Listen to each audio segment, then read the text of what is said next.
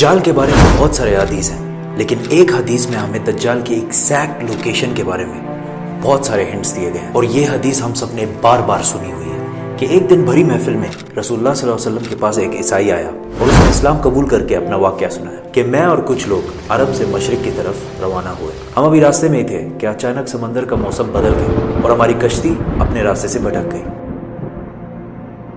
ایک مہینہ ادھر ادھر بھٹکنے کے بعد سمندر نے آخر کار ہماری کشتی کو ایک جزیرے کے پاس لا کھڑا کیا. بڑی کشتی ڈاک کر کے ہم چھوٹی کشتیوں کے ذریعے اس جزیرے پہ پہنچے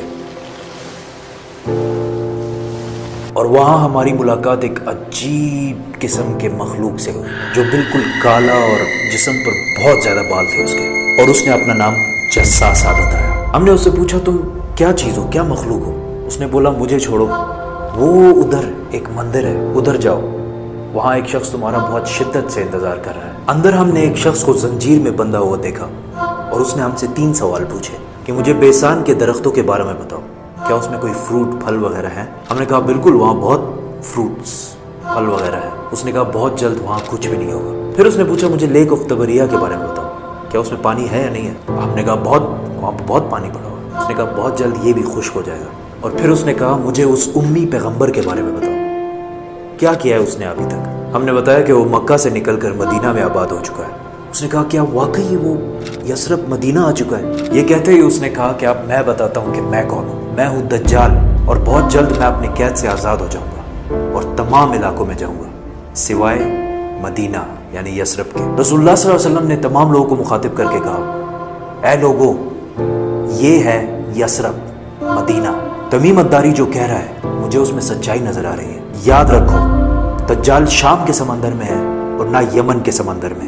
اور اپنے ہاتھ سے مشرق کی طرف اشارہ کر کے کہا دجال مشرق میں ہے، دجال مشرق میں ہے، دجال مشرق میں ہے. اب سمپل سی بات ہے، ایز وی نو کہ مشرق کی طرف سفر کے بعد ان کی کشتی ایک جزیرے پہ رکی تھی. So let's just find out all the islands east of Medina. Medina کے ایسٹ میں دیر از دا فیمس عربین سی، اور اس میں مینلی 4 جزیرے پائے جاتے ہیں. Lakshadweep island in India, Socotra island in Yemen, Masirah island in Oman, and Astola in Pakistan. حدیث میں کلیئرلی فرمایا گیا ہے کہ دجال یمن کے سمندر میں نہیں ہوگا، تو یہ 2 آئلینڈز تو نکل گئے.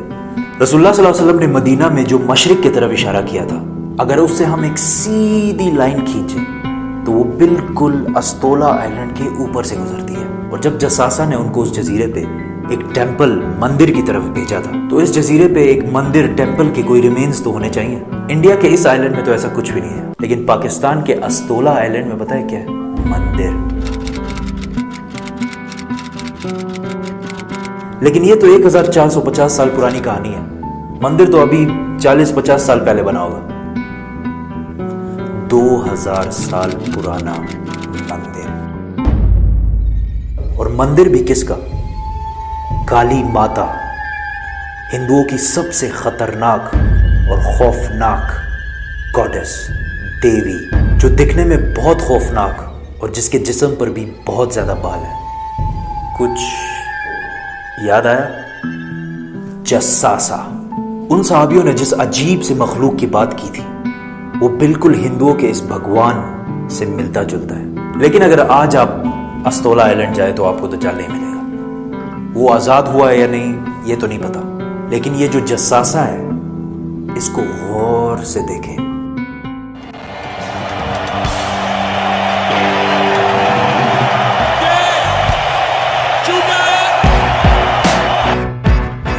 نائنٹین 1970 کے امریکن میوزک انڈسٹری کے سب سے بڑے بینڈز میں سے ایک بینڈ رولنگ سٹونز ہے.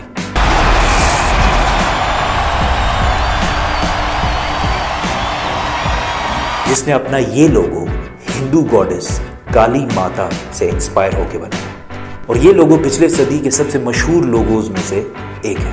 اور رولنگ سٹونز بینڈ کو one of the greatest of all time مانا جاتا ہے.